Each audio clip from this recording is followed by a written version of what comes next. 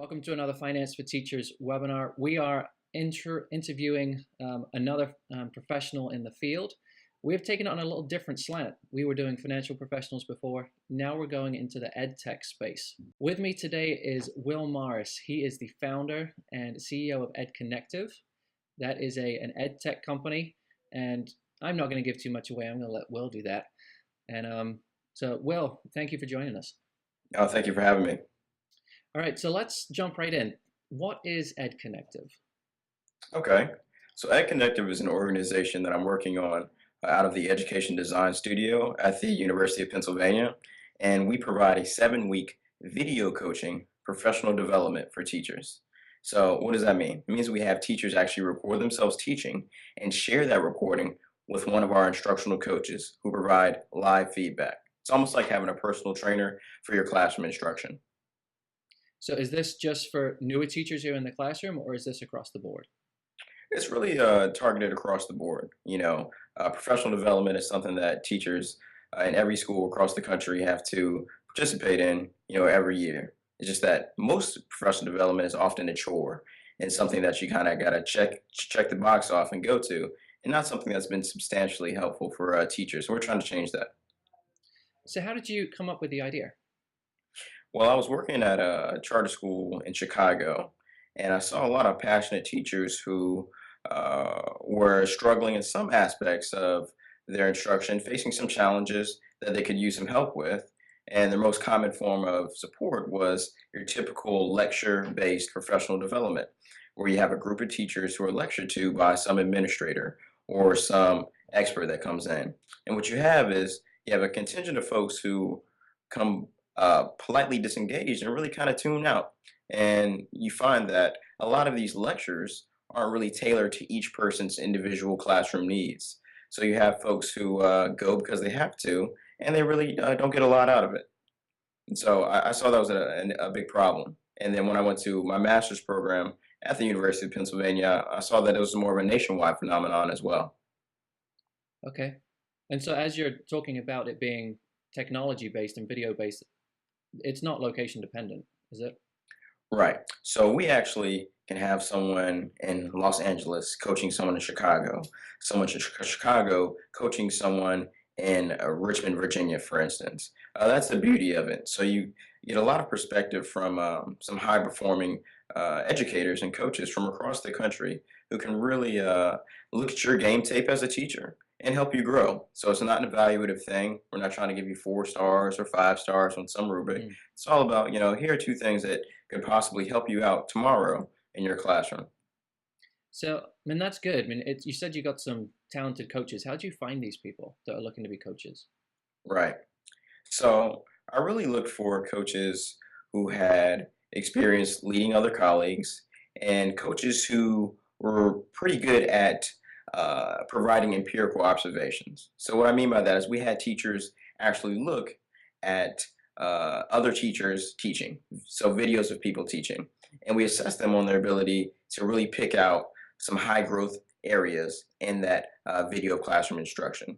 Then we assessed their ability on how to provide feedback. Is the feedback bite-sized and actionable, or is it really high level and ambiguous? A lot of feedback in this space is like, you should work on classroom management, but that's not really helpful for a teacher. What does that really mean for me tomorrow in my classroom? So really vetting our coaches on multiple measures to really see how well they can actually perform with teachers.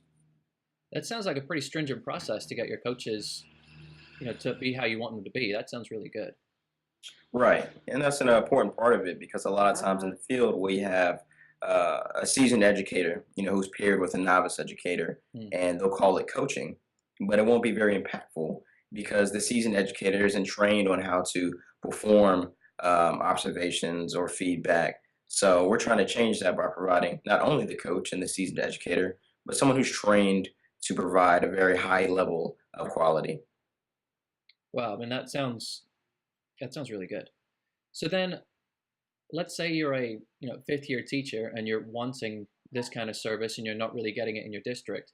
Can people come to you one-on-one, or does this have to be a district-led initiative? So people can come to us one-on-one, or it could be something that's on the school level where your school wants to invest in some professional development, or it could be district level.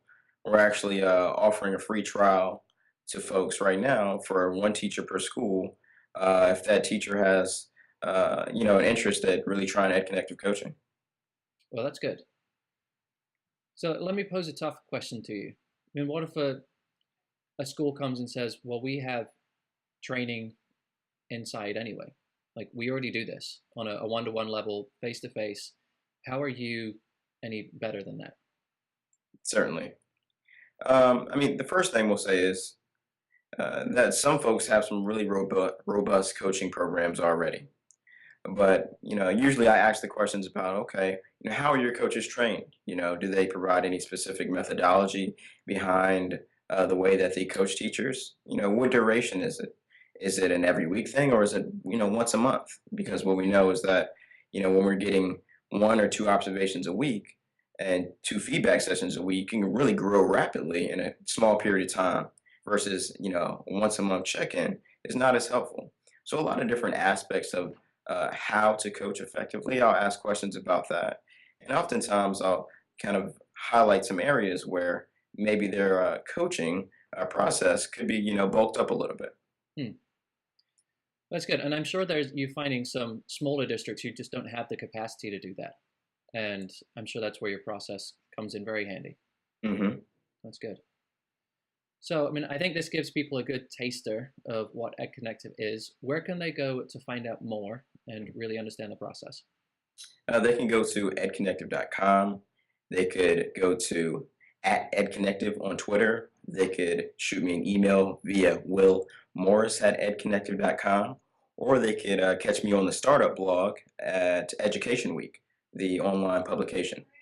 Excellent. I'll put all those links in our show notes, and people can just hit those up right from the get-go right there. Well, this is excellent. Well, this is a really good taster of what is out there in the ed tech space. I know it's pretty much growing very fast right now. Hmm. And I think you're onto something here. I think it's a great tool for the smaller districts and even those teachers who want that one-on-one coaching and can't really find it where they are. So kudos to you, man. Thanks, Dave. Thanks for having me.